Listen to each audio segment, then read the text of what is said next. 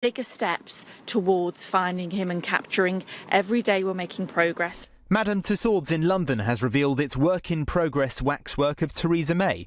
A team of sculptors will spend around 170 hours moulding the figure of the Prime Minister before it goes on display later this year. The LBC Markets report. A short time ago, the FTSE 100 was down 77 points at 74.20. The pound buys you $1.29 and €1.10.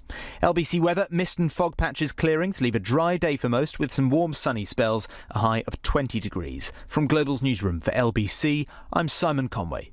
From the case files of Miss Maureen 118212, the case of the missing vicar.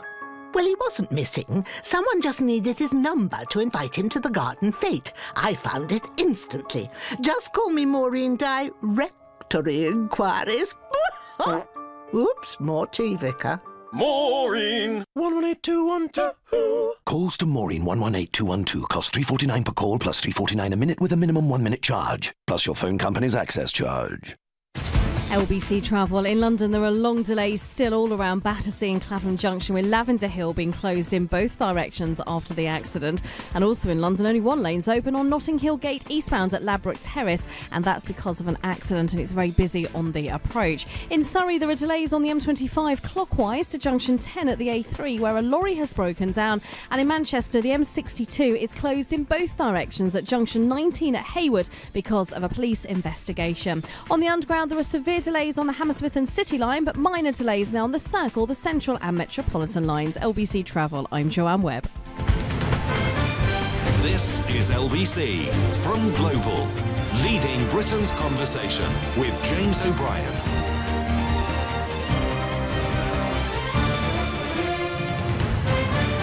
It's 5 minutes after 11. You are listening to James O'Brien on LBC, joined for the first time, I have to concede, by a former Vice President of the United States of America, Al Gore. Many thanks for joining us this morning, and welcome. You are also, of course, and perhaps more pertinently these days, a climate change campaigner. You've just released your second film. It's imminent release in Britain. It's been released in America, An Inconvenient Sequel, 10 years after An Inconvenient Truth, which was designed to wake the world up to the danger that it faced. Let's begin at the very beginning. I saw the latest film last night, and it left me equally dismayed and hopeful, actually. I don't know if that was the intention. It was a curious mixture of optimism and pessimism, but I hadn't realised that your interest in the field dated back 40 years. I mean, pretty much to almost before I was born. You were quite ahead of the curve on that. What first excited your interest in an issue that didn't get any coverage at all back then? Well, I was fortunate back in the 1960s as a college student to learn from a great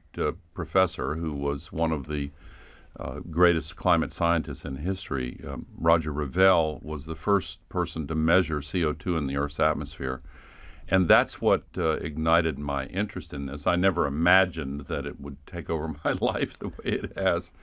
But 7 years after I graduated from college, I was elected to the Congress and asked what's being done, and nothing was being done. So I organized the first congressional hearing in the U.S. and invited my professor to come and be the lead witness. And when it did not create the epiphany for my colleagues in a 20-minute statement that he had created for me in a full course, that's when I first asked myself the question, how can this be communicated in a way that's understandable? And that led me on the journey that I'm continuing. You expected an epiphany?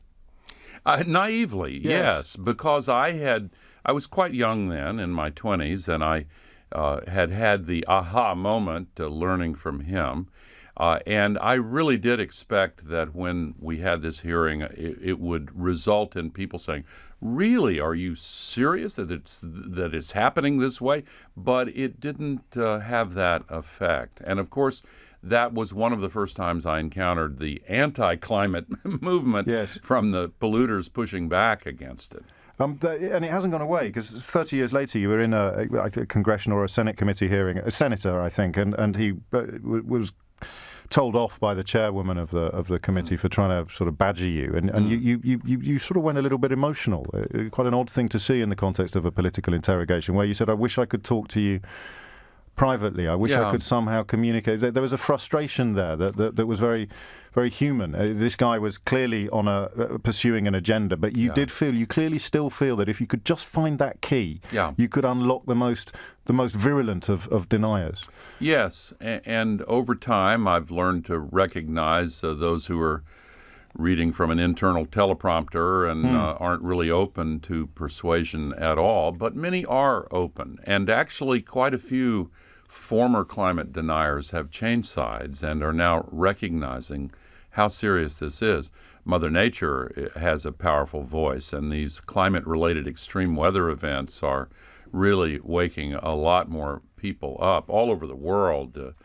These events have become a lot more common and a lot more destructive. It's one of the most compelling elements of the film, the international evidence, the filmed evidence that doesn't perhaps get the news coverage that one might expect, everywhere from Florida to the Philippines, the flooding. But of course, as you know, climate deniers routinely claim that your citing of these floods is no more evidence of global warming than a cold snap is evidence that there's no such thing.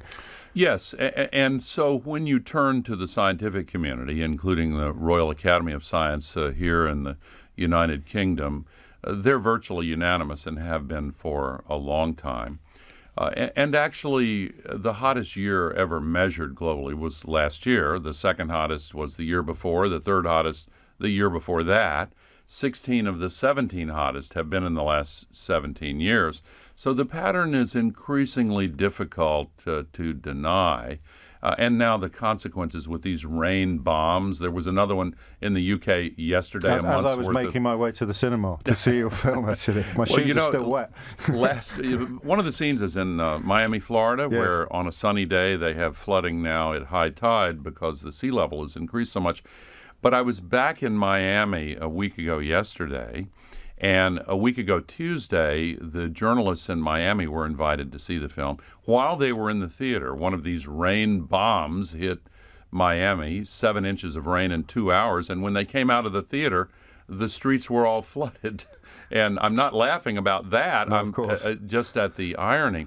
Both Miami and New Orleans were flooded last week by these so-called rain bombs. And what's causing it, of course, is 90% of the extra heat trapped by the global warming pollution goes into the oceans, and they evaporate a lot more water vapor into the sky, which feeds these unprecedented downpours of the kind the UK has been having the last few years. And yet the governor of Florida, or a recent governor of Florida, would be one of the people to deny the evidence of his own eyes on the streets of his own constituency. How do you just touched on something a moment ago, how do you tell the difference between somebody who doesn't get it but is open to persuasion and somebody who does get it but pretends not to?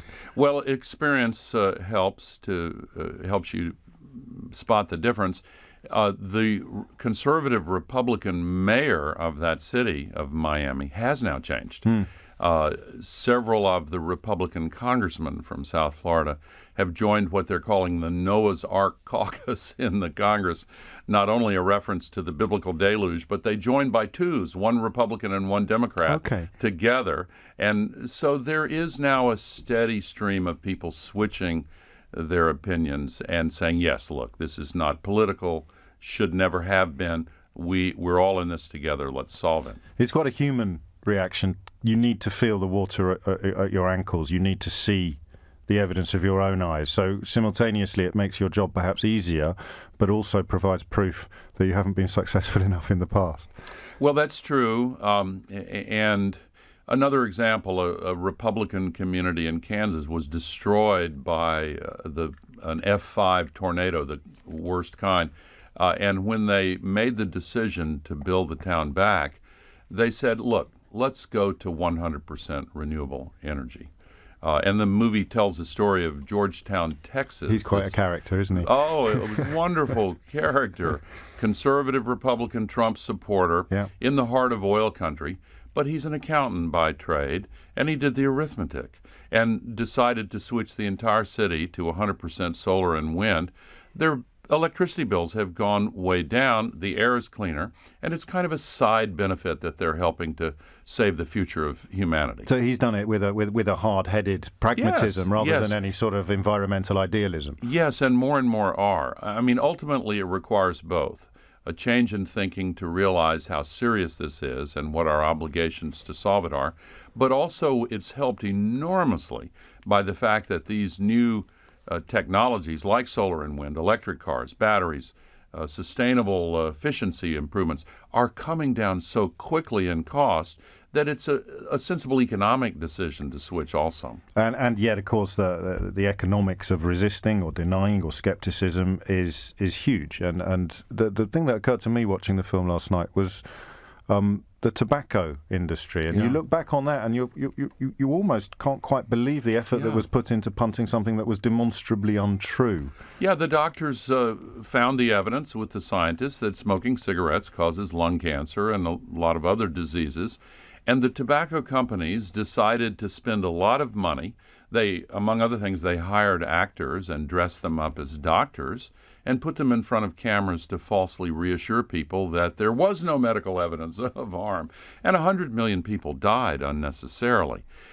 It's been well documented that the large carbon polluters, not all of them, but enough of them, have actually used that same playbook, hired the same PR consultants, and are doing exactly the same thing to try to fool people into ignoring what the truth is. The truth is inconvenient for them, and so they try to pull the wool over other people's eyes so they can squeeze out profits for more decades while the future is threatened for everyone else. Because the profits are so immense. Yes. And so sort of mind-bogglingly.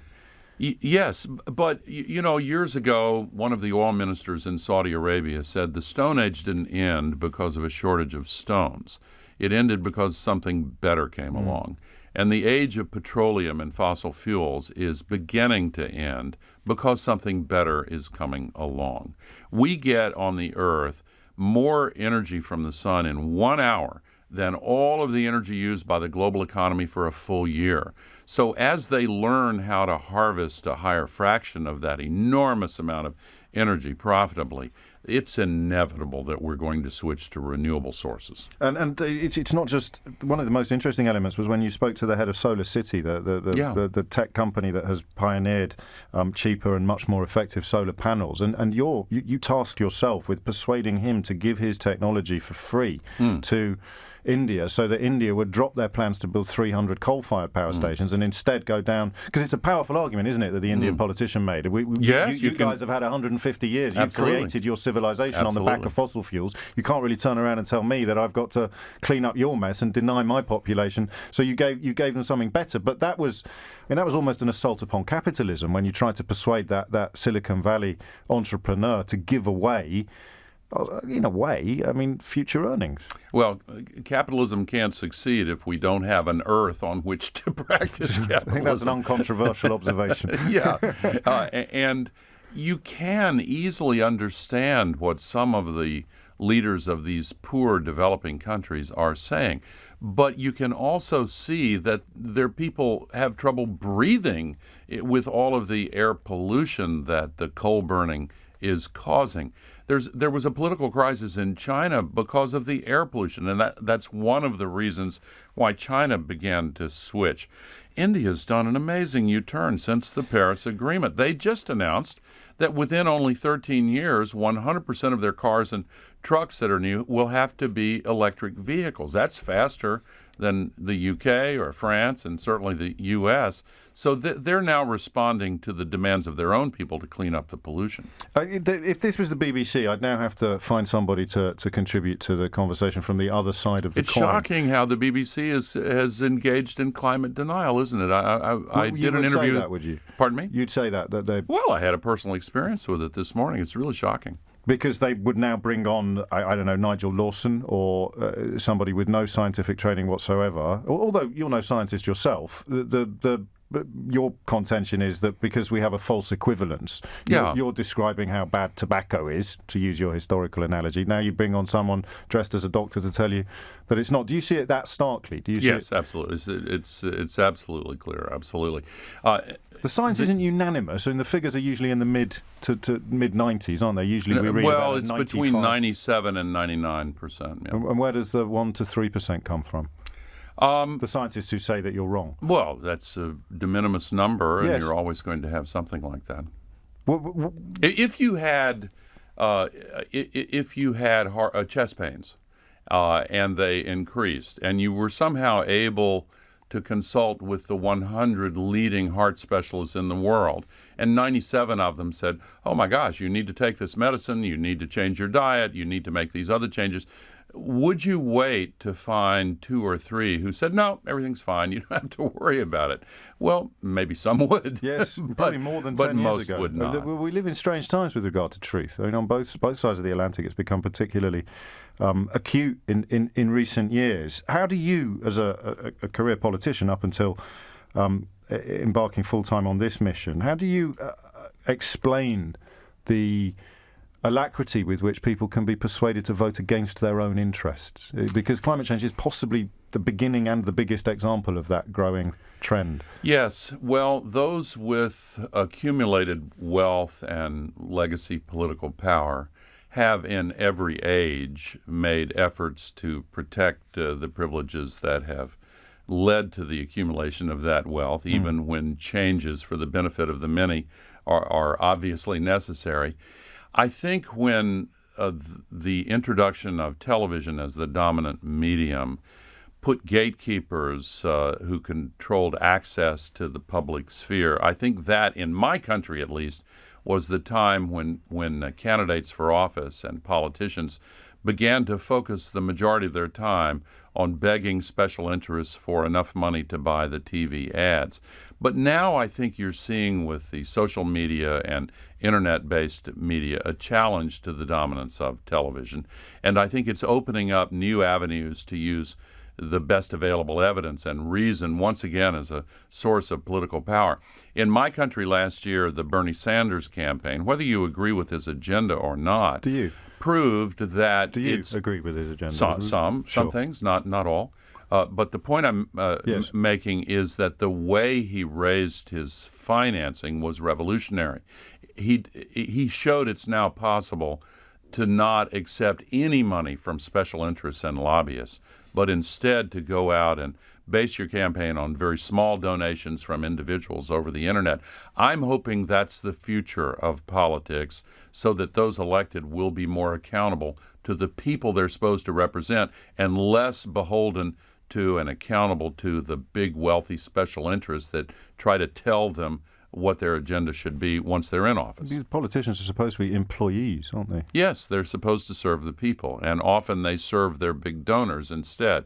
100 years ago in my country, a famous journalist named Upton Sinclair wrote, "It's difficult to get a man to understand something if his income depends upon him not understanding it." Gosh. And if you substitute campaign contributions and lobbyist gifts for income, then that's the reason why some of the elected officials just find it difficult to understand that the point of view of their big donors is not actually truthful.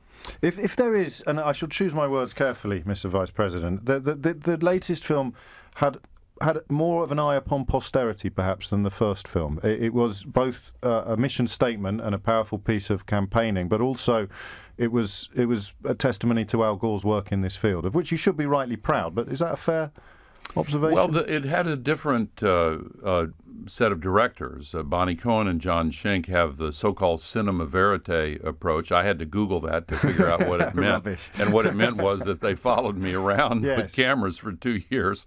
The director of the first film, Davis Guggenheim, did a wonderful job, won an Oscar for actually portraying more of a sequential fact-based presentation, which I loved. This is a different film. Yes. It's a more emotional film. People get very engaged in it. They come away feeling hopeful, but with an increased sense of urgency. And I think Bonnie and John have done a fabulous job. Tell me a little about the training that you sponsor internationally. I didn't know much about that. The idea. I mean, I also have to at this point. This isn't false equivalence. This is what the climate change deniers would describe as the brainwashing of our young children, isn't it? Well, I have a series of trainings all the time where people come for 3 days and learn about the facts of the climate crisis. I bring scientists along to get into the technical details, and we have experts in communication and persuasion to help them with the skills they need to go out and spread the word. It's based on a theory that because the special interests have so much control at the top, what's really needed is a grassroots movement to bring about enough political change to overturn the dominance of these special interests. And I suppose you mentioned it was a 2-year process, the film. In an ideal world, it would have ended with the signing of the Paris Agreement. That would have been yes, the but we achievement. anticipated in the making of the film that we'd have to wait to see who won the election and then to see what he or she did and how we felt about it. And of course, Donald Trump made a speech June 1st withdrawing the U.S. from the Paris Agreement. But a couple of points. The U.S. cannot legally leave until the day after the next presidential election in 2020. But more importantly, the day after Trump made that speech, the entire rest of the world redoubled its commitment to the agreement. And in the U.S., our large states like California and New York and many others and hundreds of cities and business leaders said, no, we're still in the Paris Agreement, and we're going to meet the commitments the U.S. made regardless of what Donald Trump says or tweets. It's an example of how surreal things have become politically. No, I mean, the president says one thing, governors queue up to say the opposite. America leads the world on an issue like this, and then in the blink of an eye, America is the only country on the planet that's resisting it. Well, there's a distinction now between Donald Trump on the one hand and the United States of America on the other. On this issue, he does not speak for the United States of America. Also, there's a law of physics that says for every action, there's an equal and opposite reaction. The reaction to Donald Trump has been incredibly powerful. We now have the biggest surge in grassroots activism ever in reaction to the absurdities and excesses of the Trump presidency. Is he an example of fossil fuel money, of the sort of petrochemical industry money influencing politics? Yes, he's thrown his lot in with these climate deniers, and he's appointed a rogues gallery of deniers who have gained control of his positions and thinking on this issue. What I'm sort of looking at the Paris Agreement and looking at the implications more widely of Donald Trump's denial or skepticism or what you want to call it. Who benefits? I mean, do you think he is going to reopen coal mines? Do you think he is actually going to make life easier for the oil barons? Oh, yes, he's trying to. But the jobs in the coal industry were really eliminated by the coal companies themselves as they automated. And then cheaper natural gas became available through this awful fracking process. That's really what cost the jobs in the coal industry.